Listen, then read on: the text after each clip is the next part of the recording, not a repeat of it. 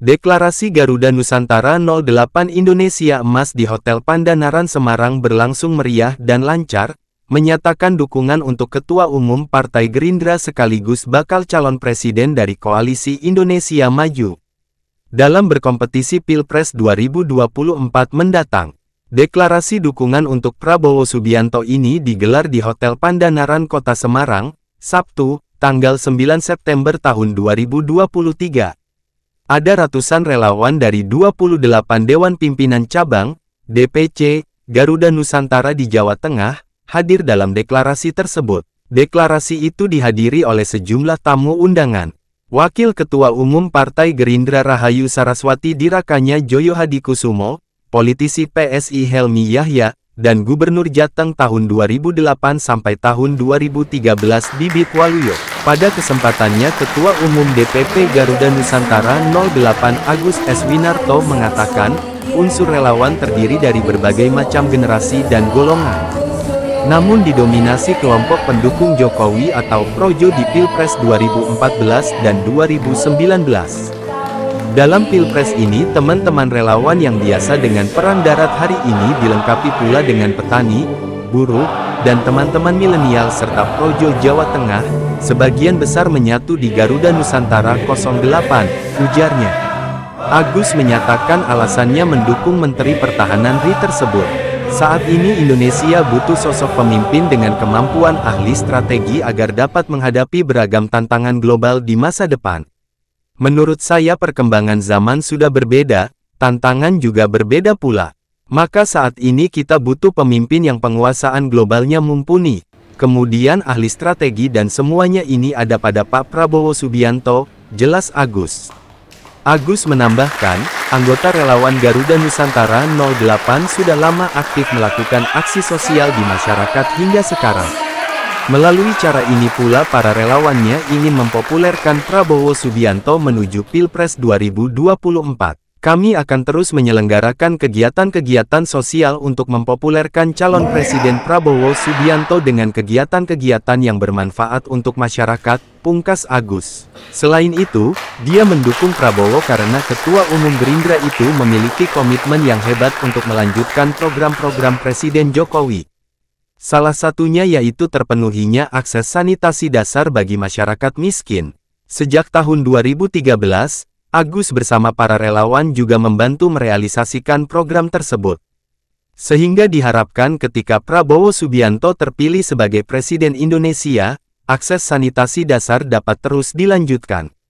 Ini adalah program nasional pembangunan berkesinambungan yang layak kita dukung secara bersama-sama. Kita mesti bergotong royong bergandengan tangan menuntaskan apa yang belum dituntaskan Presiden Jokowi, papar Agus. Sementara itu, Wakil Ketua Umum Gerindra Rahayu Saraswati menyambut baik terbentuknya Garuda Nusantara 08 Indonesia Emas. Menanggapi hal ini, ia akan merencanakan pertemuan lanjutan antara Prabowo dengan para relawan. Rahayu menuturkan, kami mengapresiasi dan menyambut baik Garuda Nusantara 08, karena semangatnya sama. Tadi juga saya sampaikan, apa yang sudah mulai dijalankan Jokowi, kita akan lanjutkan.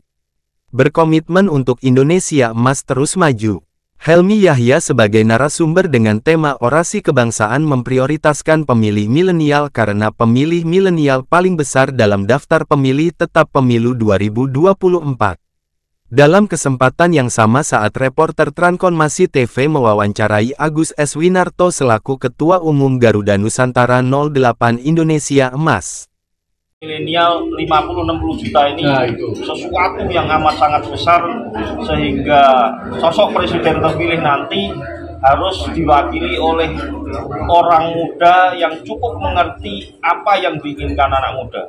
Karena saya sendiri kalau ngomong sama anak yang sangat muda sekali juga masih bingung. Yes. Bu Sarah, strategi apa yang bisa untuk menangkan 08? Kalau untuk Jawa Tengah yang penting fokus penyampaian yang istilahnya merakyat tepat sasaran, terus mencontohkan beliau bahwa kita terus mau belajar mengedepankan Indonesia dibanding yang lainnya, tanpa menjelek-jelekan pihak lain, karena kita semua bersaudara. Persatuan harus dijaga. Itu saya rasa dengan diplomasi, ya istilahnya narasi persatuan, saya rasa justru bisa memenangkan banyak hati.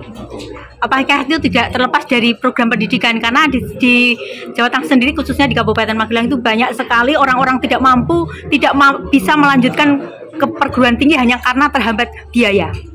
Pendidikan, mau itu bicara hanya pendidikan maupun juga lapangan kerja maupun juga kesehatan, sanitasi, semua itu masuk ke dalam program yang sekarang sedang diinput dan gagasan-gagasan itu sedang disempurnakan, perlu juga masukan dari masyarakat. Jadi justru ini bukan kami yang mendikte, tapi justru dari masyarakat apa sih yang menjadi kebutuhan, itu yang harus diperjuangkan. Dan pendidikan menjadi salah satu kunci utama. Sudah pernah beliau sampaikan waktu itu di acara Bidakara di beberapa universitas, bahkan di Golkar Institute, Pak Prabowo sudah menyampaikan pendidikan menjadi salah satu program utama.